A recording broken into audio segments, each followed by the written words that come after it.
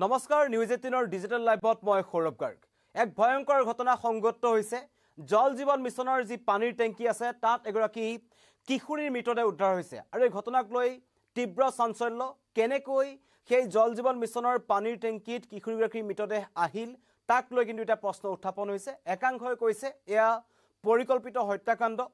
কিশোৰীগৰাকীক অন্য ঠাইত হত্যা কৰি সেই জল জীৱন মিছনৰ যিটো পানীৰ টেংকি আছে তাত মৃতদেহ লুকুৱাই থোৱা হৈছিল কাৰণ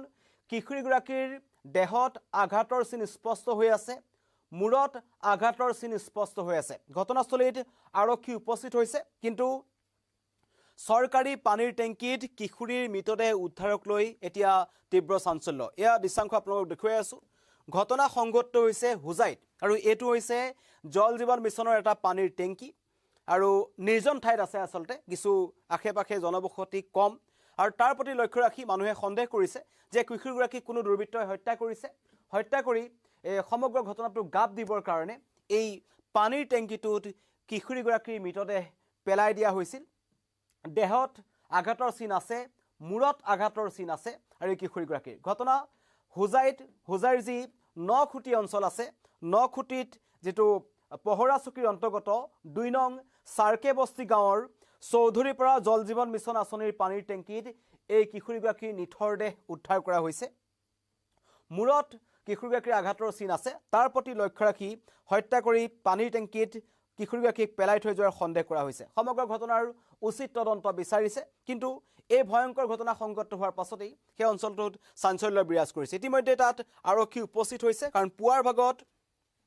এই জল জীৱন মিছনৰ যি পানী চনাবলৈ যোৱা যিকল লোক আছে তাত তেওঁলোকে প্ৰথমতে সেই পানীৰ টেংকিটোৰ ভিতৰত উপঙি থকা অৱস্থাত এগৰাকী কিশোৰীৰ মৃতদেহ তেওঁলোকে প্ৰত্যক্ষ কৰে আৰু লগে লগে সেই অঞ্চলটোত হুৱা দোৱা লাগিল কোন কেনেকৈ হিয়াত পৰি আছে এতিয়ালৈকে সমগ্ৰ ঘটনাৰ তদন্ত আৰক্ষীয়ে কৰি আছে কিছুমান তথ্য যেহেতু তেওঁলোকে তদন্ত কৰি আছে তদন্তৰ খাতিৰত জনোৱা হোৱা নাই আৰু কিশোৰীগৰাকীৰ নামও তেওঁলোকে এতিয়ালৈকে কোৱা হোৱা নাই কিন্তু জনা হৈছে জানিব পৰা গৈছে যে স্থানীয় এগৰাকী কিশোৰী এই কিশোৰীগৰাকী কিন্তু সেই কিশোৰীগৰাকীৰ মৃতদেহটো এই জল জীৱন মিছনৰ পানীৰ টেংকিত কেনেকৈ আহিল সেয়া কিন্তু অত্যন্ত ৰহস্যজনক কাৰণ ইয়াত এই যিবোৰ জল জীৱন মিছনৰ যিবোৰ পানী আঁচনি আছে বা যিবোৰ পানীৰ টেংকিসমূহ আছে তাত সচৰাচৰ পহৰাৰ ব্যৱস্থা নাথাকে কোনো চকীদাৰ ব্যৱস্থা নাথাকে তাৰে সুযোগ গ্ৰহণ কৰি হয়তো যিসকলে জানে যে নিৰ্জন ঠাইত আছে মই পুনৰবাৰ কৈছো এই যি জল জীৱন মিছনৰ পানীৰ টেংকিটো আছে এটা নিৰ্জন ঠাইত আছে আৰু সেই ঠাইটো যিসকল দুৰ্বৃত্তই এই ঘটনা সংঘটিত কৰিছে বা হত্যাকাৰীয়ে যি ঘটনা সংঘটিত কৰিছে তেওঁলোকে হয়তো আগতীয়াকৈ সেই ঠাইটো চিনাক্ত কৰিছিল যাতে মৃতদেহ তেওঁলোকে লুকুৱাই ৰাখিব পাৰে আৰু এতিয়া এই হুজাইৰ নখুটিৰ চৌধুৰীৰ পৰা অঞ্চলটোত হুৱা দোৱা লাগিছে কাৰণ কিশোৰীৰ দেহত আঘাতৰ চিন আছে ইতিমধ্যে আৰক্ষী তাত উপস্থিত হৈছে আৰক্ষীয়ে মৃতদেহ উদ্ধাৰ কৰিছে মৰণোত্তৰ পৰীক্ষাৰ বাবে প্ৰেৰণ কৰিব এটা আটাইতকৈ ডাঙৰ চ্যালেঞ্জ থাকিব যে এই নিৰ্জন ঠাইটোৰ আশে-পাশে মানুহৰ ঘৰ নাই জনবসতি খুবেই কম তাত কোন অপৰাধী এই ঘটনা সংঘটিত কৰিলে যুৱতীগৰাকীক ইয়াতে হত্যা কৰা হ'ল নে তেওঁলোকে পেলাই থৈ যোৱা হৈছে বা সন্দেহও কৰা হৈছে যুৱতীগৰাকী যদি নিজেই তাত পৰি গৈছে সেইটো এটা মানুহে সন্দেহ কৰিছে যে যুৱতীগৰাকী হয়তো পানীৰ টেংকিটোৰ ওচৰলৈ গৈছিল অসাৱধানবশতঃ তাত তেওঁ পৰি যাব পাৰে সেয়াও সন্দেহ কৰা হৈছে কিন্তু সকলো আৰক্ষীৰ তদন্তৰ পাছতে পোহৰলৈ আহিব কিন্তু স্থানীয় ৰাইজে সন্দেহ কৰিছে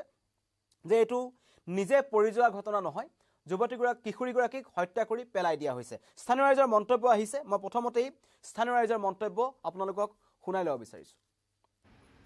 মই নিজে নিজৰ ঘৰত আছিলোঁ তেতিয়া এজন মানুহে মোক ফোন কৰিলে যে 2 নম্বৰ সাৰ্কে বস্তি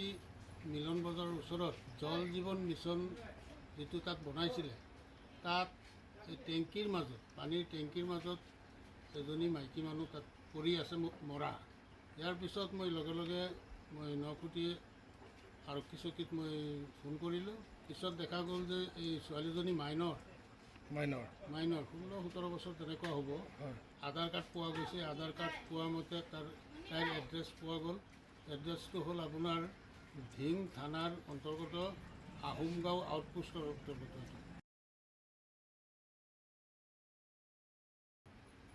মই নিজে নিজৰ ঘৰত আছিলোঁ তেতিয়া এজন মানুহে মোক ফোন কৰিলে যে 2 নম্বৰ সাৰ্কে বস্তি মিলন বজাৰৰ ওচৰত জল জীৱন মিছন যেটো তাত বনাইছিলে তাত এই টেংকিৰ মাজত পানীৰ টেংকিৰ মাজত এজনী মাইকী মানুহ তাত পৰি আছে মৰা ইয়াৰ পিছত মই লগে লগে মই নখুটি আৰক্ষী চকীত মই ফোন কৰিলোঁ পিছত দেখা গ'ল যে এই ছোৱালীজনী মাইনৰ মাইনৰ 16-17 বছৰ তেনেকুৱা হ'ব। আধাৰ কাৰ্ড পোৱা গৈছে, আধাৰ কাৰ্ড পোৱা মতে তাইৰ এড্ৰেছ পোৱা গ'ল। এড্ৰেছটো হ'ল আপোনাৰ ধিং থানাৰ অন্তৰ্গত আহোমগাঁও আউটপোষ্টৰ অন্তৰ্গত। স্থানীয় ৰাইজৰ মন্তব্য শুনিলে সকলো হতবাক চাঞ্চল্যৰ সৃষ্টি হৈছে। ইতিমধ্যে আৰক্ষীয়ে তদন্ত কৰিছে, কিন্তু যিহেতু এতিয়াও যি স্থানীয় লোক আছে তেওঁলোকে এটা কথা মন্তব্য কৰিছে যে এইটো এটা হত্যাকাণ্ড, কিন্তু একাংশই সন্দেহ কৰিছে যে নহয়, হয়তো অসাৱধানবশতঃ যিগৰাকী কিশোৰী আছে তাত পৰি যাব পাৰে। সমগ্ৰ ঘটনাৰ তদন্ত আৰক্ষীয়ে কৰিছে। ইতিমধ্যেই মৃতদেহ উদ্ধাৰ কৰা হৈছে। মৃতদেহ উদ্ধাৰ কৰি আৰক্ষীয়ে মৰণোত্তৰ পৰীক্ষাৰ বাবে প্ৰেৰণো কৰিছে আৰু তদন্তৰ অন্তত স্পষ্ট হ'ব যে হোজাইৰ 9 খুঁটিৰ চৌধুৰীপাৰাত যি জল জীৱন মিছনৰ যিটো পানীৰ টেংকি আছে তাত প্ৰকৃততে কি হৈছিল। কাৰণ এই হোজাই বা এই অঞ্চলসমূহত দিনক দিনে অপৰাধজনিত ঘটনা কিন্তু বৃদ্ধি পাবলৈ ধৰিছে। বিভিন্ন প্ৰান্তত হোজাই অঞ্চলটোত বিশেষকৈ হোজাই দবকা এই অঞ্চলসমূহত ইটোৰ পিছত সিটো অপৰাধজনিত ঘটনা সংঘটিত হৈ আহিছে। য'তে ত'তে মৃতদেহ উদ্ধাৰ হৈ আছে আৰু একাংশ ড্ৰাগছ আসক্ত যুৱক বা বিভিন্ন ধৰণৰ অপৰাধীৰ ঘাটিত পৰিণত হৈছে অঞ্চলসমূহ। আৰু তাৰ প্ৰতি লক্ষ্য ৰাখি স্থানীয় ৰাইজে সমগ্ৰ ঘটনাৰ উচিত তদন্ত বিচাৰিছে যে কিশোৰীগৰাকীৰ কি পৰিস্থিতিত মৃত্যু হ'ল, তেওঁক হত্যা কৰা হৈছে। আৰু কাৰণ তেওঁৰ যি দেহত মৃতদেহ যেতিয়া উদ্ধাৰ কৰা হৈছে সকলোৱে প্ৰত্যক্ষ কৰিছে যে কিশোৰীগৰাকীৰ দেহত কিন্তু আঘাতৰ চিন স্পষ্ট হৈ আছে। মূৰত আঘাতৰ চিন আছে, দেহৰ অন্য ঠাইতো তেখেতৰ আঘাতৰ চিন আছে। সেই আঘাত লাগিল কেনেকৈ? যদি পানীৰ টেংকিত পৰিলেহেঁতেন তেন্তে সেই আঘাতৰ চিন দেখা পোৱা নগ'লহেঁতেন বুলি স্থানীয় ৰাইজে মন্তব্য কৰিছে। আৰু স্থানীয় ৰাইজে মন্তব্য কৰিছে যে এইটো এটা হত্যাকাণ্ড আৰু নিৰ্জন ঠাইত থকা সেই চৰকাৰী পানী যোগান আঁচনিৰ টেংকিটো যিসকল অভিযুক্ত আছে বা যিসকল হত্যাকাৰী আছে বা অপৰাধৰ লগত যিসকল জড়িত লোক আছে তেওঁলোকে টাৰ্গেট কৰিছে, এনেকুৱা ধৰণৰ মন্তব্য কৰা হৈছে। কিন্তু আৰক্ষী ইতিমধ্যে উদ্ধাৰ হৈছে আৰু আৰক্ষীয়েও আশ্বাস প্ৰদান কৰিছে, হোজাই আৰক্ষীয়ে, যে